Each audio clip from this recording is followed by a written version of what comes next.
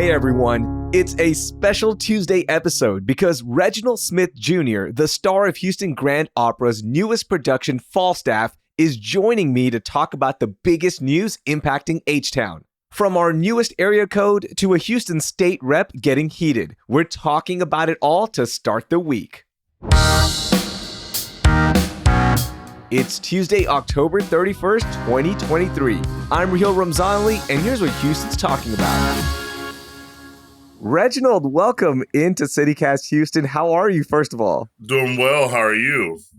I'm doing great. I'm so excited to chat with you and talk some news around H-Town with you. But before we jump into the news, today is Halloween, right? And it is a day where everyone dresses up. Do you dress up? Because, look, you play a character and you dress up for a living. Is it kind of old dressing up for you? Like, what is Halloween like for you? Well, you know, it's funny. I always tell people I love playing dress up for a living because if you see me on the street, I will most likely be wearing jeans and a t-shirt. That is my go-to at all times. But for as many wigs and crazy things I've put on for shows, I still like to dress up for Halloween. I haven't figured out what I'm going to wear yet, even though I know it's getting very late in the hour. I will say probably one of the best things I did wear, I found this random elephant outfit that had a giant trunk, which was more suggestive than I anticipated after it finally got here. And so I did student teaching. I went to school for education. And I thought, I'm going to wear my elephant outfit to school. Oh, no. With a very suggestive trunk. I'm just glad I didn't get sent home. So. Oh, my God. That is so great. I mean, worst case scenario, you just go as Falstaff, right? That's it. Tonight? That's it. Like, you got everything ready, and people are just going to be like, whoa, this is a really intricate costume. I like this. With the deer antlers and the deer fur as well. Yeah. I love it. I love it. So let's get to our biggest story so far this week. Reginald, what do you got? What's the biggest story right now for you? You know, I wish I could tell you I've been paying attention to the news as much as I love to get all the political text messages about who I'm voting for. My brain has been so consumed with doing Falstaff because we had a show Friday night and then I relaxed on Saturday and then we had another show Sunday afternoon. So that's been my sort of big story, is trying to chill out in the midst of doing this big role. And of course, still peeping around to see who is running for office and, you know, all of those sort of fun things. But that's as big news as I have for this week. You know, it's funny. I've been talking to a lot of Houstonians about the election, right? Like, we're in early voting right now. Election day is just around the corner, November 7th. Yesterday, we published an episode about the amendments that are up for vote right now. Of course, you've got the mayor's race, city controller. There's so many other seats that are open as well. And it just seems like Houstonians just don't care right now about the election. Like, Reginald, we got a mayor to pick right now. Yeah. I think I'm just going to write in Snuffleupagus and Big Bird and pray on it and see what happens. No, just kidding. But yeah, no, I agree with you. It is kind of, it seems like everyone's like, oh yeah, that's happening too, you know?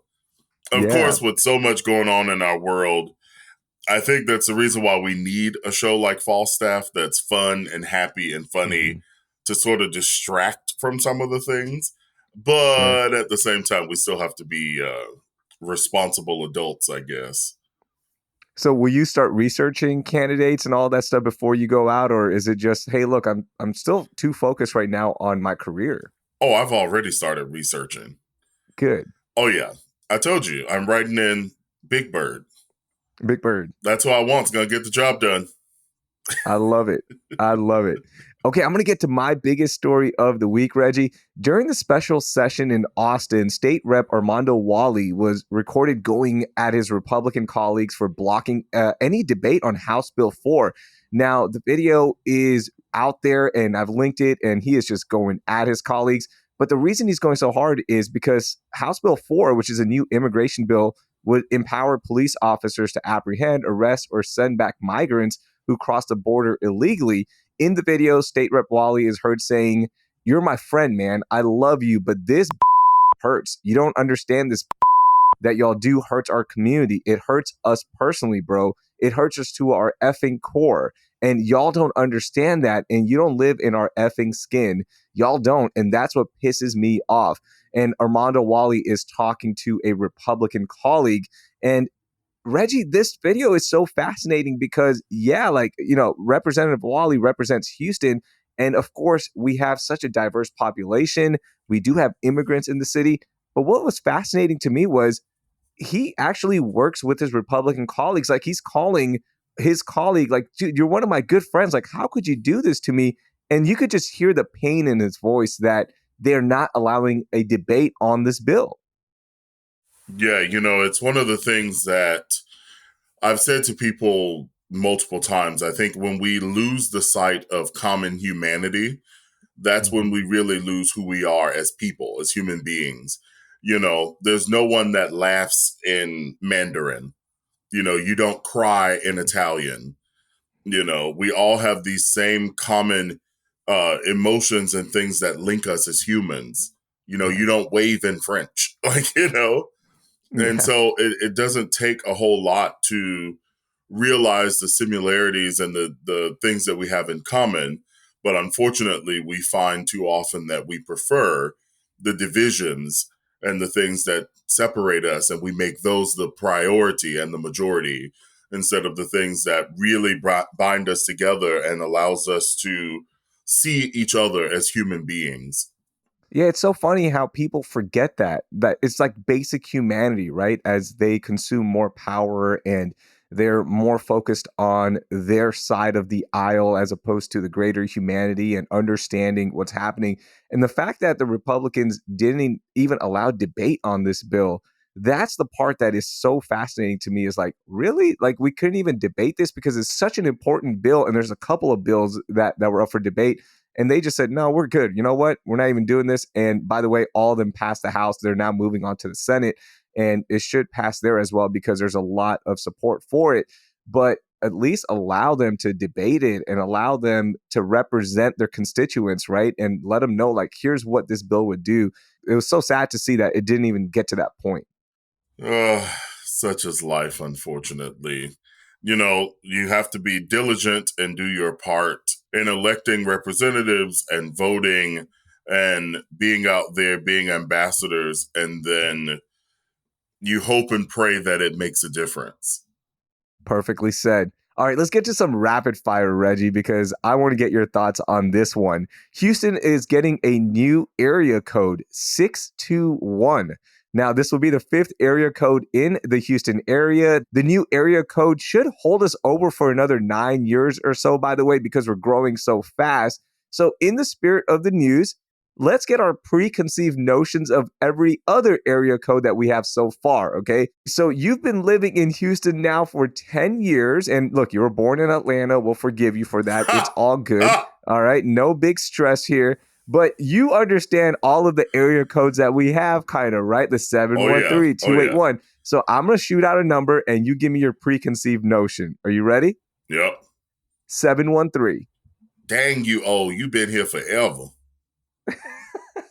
You original. The OGs, baby. The OG. Hey, nobody's singing songs about 832, okay? Everyone starts at 713. Nobody's repping up the 832. This is OG Houston. I like that. The OG. Let's go to 832. Who are you again? No. You just got here. You moved in, okay. Transplant. Oh, come on. Been here a minute. 832 is my area code, okay? Transplant. Shout out to Sugarland. Hey, look, I did move here from Karachi when I was 5, so I guess I am a transplant, but I'm Houstonian. I'm a Houstonian, all right? I'm an 832er for life now. Yes, it's a transplants that moved here and aren't going anywhere. Yep. 281, what you got? 281, you probably got your cell phone 10 years ago. What are you, like 25 and under? That, or again, you moved here and you're like, I guess I'll stick around. Okay. Last one, 346. You're not a real person. Who are you? I've never met a 346. Yeah. You might as well say 123. Same thing. Seriously, I think 346 is a made-up area code, Fake right? Like, who news. has 346? What's your area code? 770. Oh, you still kept the old number. I like it. You better know it. I like it. You're not letting go. You're going to No. hold on forever. I'm a Georgia-born peach, as we would say. Not born, we born. Okay, I love it. That's what I'm talking about. We've done an episode on Houston versus Atlanta. My sister, who grew up here and was born here, moved to Atlanta, and we did an episode on it.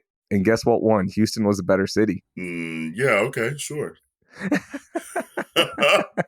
I pay bills here. Yeah, you're not performing at the Atlanta Grand Opera, okay? You're yes, that is correct. Grand Opera. Not this time. Okay, so 621, if you ever get a 621 number, then you know you're from California, right? Like, those are all California people moving here. Yeah, spam. Clearly spam. Okay, our second story, we all knew it, but it is official, Reggie. Houstonians have one of the toughest commutes in the nation, according to Forbes. Houston came in at number 4. Nashville was the worst. Charlotte was second worst. Jacksonville came in third. And then, of course, the city of Houston. The study found that we have an average of about 30 minutes for our commute. And because of the amount of cars and the amount of workers who are 16 and up commuting, it makes for one of the worst commutes in the nation. What are your thoughts on this one? Yeah, that's accurate. I always tell people when they're coming to Houston, they say, oh, it's 2 miles down the street. I'm like, yeah, that's about a 20-minute drive. Mm-hmm. So I live very close to the opera, and it still takes me 10 to 15 minutes to get down the street. It's ridiculous. Man. So I just say you put on a good podcast, you put on your good playlist, and you curse at people in your car with the windows up and smile on your way. And that's the best way to get through Houston traffic. That's what I'm talking about. Just make sure you curse looking forward and not at them, because look, there's some crazy people out there. Oh yeah, Reg, they carry around here. Yeah, I don't want to deal with all of that. Oh, that is stressful. I used to drive to downtown from Sugar Land every single morning. And let me tell you, the stress levels that you go through driving to downtown during rush hour is unimaginable. And literally, I don't wish that upon anybody, but we all have to do it. It sucks. 59 North on a Monday morning will really ruin your week. Yeah, when in doubt, I take the street. If it says add 10 minutes, I'm like, fine. I'd rather go 10 minutes on the street than sit 30 minutes and bumper to bumper on the expressway. I can't do it. It breaks my soul. It does. It really does. Oh, God. I'm getting that anxiety right now just thinking about sitting in that traffic, Reg. I can't do it anymore. It's too much. Nope. It's too much.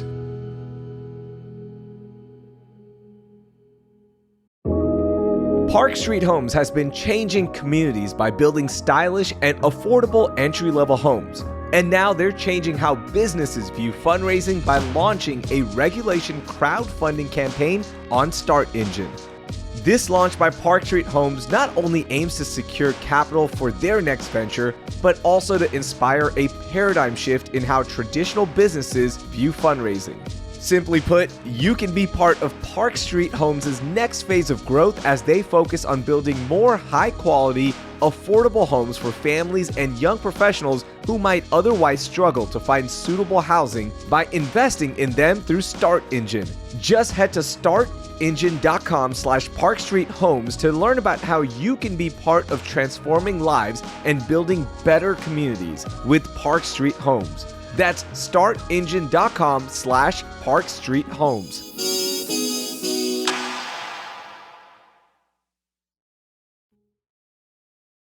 Okay, I still have you here for a couple more minutes, so I want to give you the platform here to get something off of your chest. Do you have a gripe? Do you want to just talk something out with me? What do you got, Reg? Well, it's a lovely Houston problem that we all know and love so well. All the potholes. It's like every single street you go down is beat up and broken up. And I think my car needs an alignment every 5 days after driving around in Houston. And it's like, is that a speed bump? Oh no, that's just a regular street. It's just so yeah. I would never buy a brand new car here. I'm still rocking my 2016, and I'm happy about it. But yeah, I actually busted a tire one time on one of those little metal grate things. I Yeah. went to turn the corner and my tire hit it, and it went poop, just exploded. Oh. Yeah. On the way to an Astros game too, which really sucked. Oh my gosh. I was going to say, that was the day you officially became a Houstonian. Is when you first popped that tire because of the streets. Then that's your official badge. Like, you have made it, sir. That's it. Thank you. I've earned it. But yes, it is a constant gripe of everyone. Yep, it really is. Hey, Falstaff is now underway. You had a few performances, and it's going until November 10th. Tell me about it. This is such an incredible, awesome opportunity for you. Yeah, the thing about Falstaff that I love is that it's, as I said earlier, it's a fun opera. It's funny. Like, no one's dying in this one. Nobody's getting stabbed. It moves along really quickly. The story is easy to understand. You feel bad for Falstaff. You kind of hate him. You love him. It's just such a complex character. And again, it's, you don't have to be fancy, bougie, rich, and all this stuff to understand and enjoy the night. So it makes for a really, really exciting show. So Falstaff is, he once was a really popular and well-respected knight. And now he's just old and sloppy and big and just, So he finds Alice, that he thinks is like the hottest thing since melted butter. And he's like, oh, let me send her a letter. Alice is also married. And he's like, so she'll clearly leave her husband for me. He also says, oh, look at Meg, who's also married. And he's like, of course, every woman will leave their man for me. Of course, Meg and Alice are best friends. And he sends them the identical letter. Oh, no. And they start reading it, and they're like, no, he did not. It's so silly. But they decide they're going to play a trick on him. And so they invite him over to Alice's house. They pull out this laundry basket, and they stuff me in a laundry basket. And no, there's no trap door. There's no trick ceiling. I really stuff all of my big old self almost in the fetal position in a laundry basket. Gosh. And I have to sing there. Then they dump me into the river. It's so it's crazy. It's an exhausting but exciting night. That is so much fun. I had no idea that Falstaff was basically a contestant on F-Boy Island. Yes, absolutely. Like. That's exactly. He is the originator. He's the original. He's literally F-Boy Island there. I like that. I love this.